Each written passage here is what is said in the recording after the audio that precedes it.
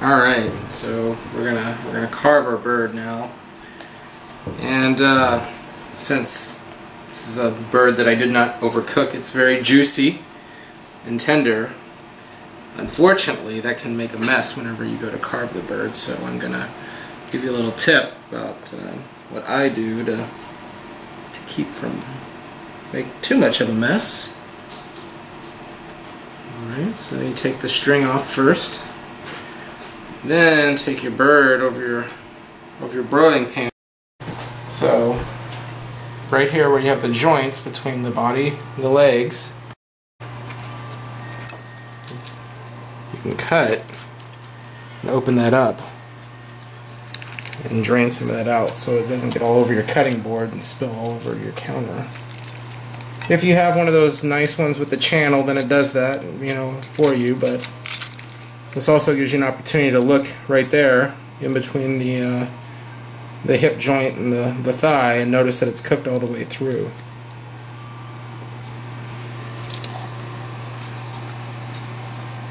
Oh, more.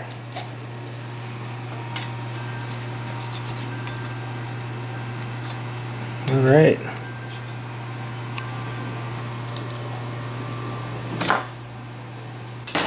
Grab 2 plates.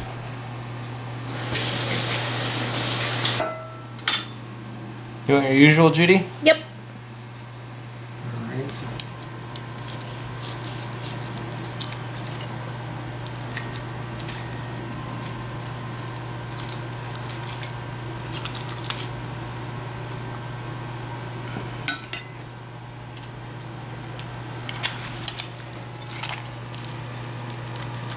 what are you doing there? I'm separating the drumstick from the thigh for you. Still some more juicy chicken. That's good. That's what we want. That's why we don't overcook it. Oh, you know what? I should get a paper towel. Yeah, that's one very juicy chicken. So another thing that I like to do, all those juices that collected in the bottom of the pan, we're not going to throw those away. What we're going to do is later drain those into a container and cool it in the fridge.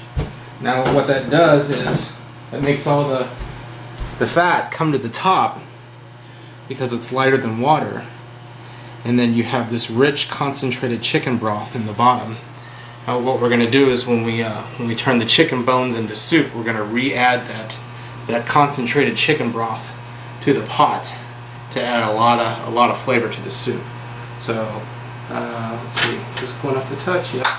Alright, you can come on in and look and see all the juice that's left in the bottom of the pan. That's liquid gold right there. You don't want to just throw that away, or I don't want to just throw that away. Also good in sauces. Yeah.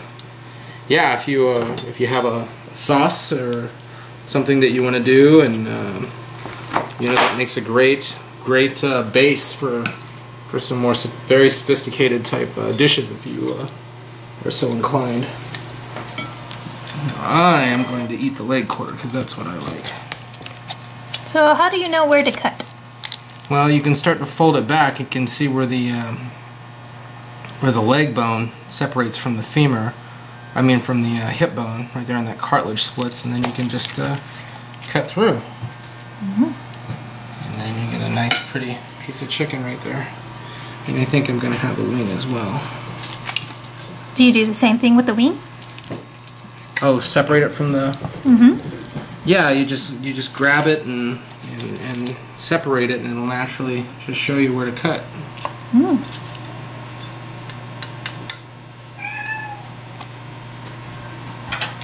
Alright. How do you know where to cut for the breast? From the center breastbone of the breastbone down to the side. Okay. Alright, here we have one ear that I've already cleaned and the other one that we haven't. Now this is, I just threw them in the oven whole. Like I said, I just trimmed off the areas that might burn and just stuck the whole thing in the oven. Now, as you can see, it's nice and browned on the outside. It imparts kind of a smoky flavor on it. And the husks, they just come right off. And as you peel the husk off, the silks come right off too. So you might want to give it a little bit. My hands are kind of tough, so I can handle it. But as you can see, almost all the silk came off with the husk. So that's about ready to eat. Just a little butter and salt and pepper, and that's some fine corn on the cob there.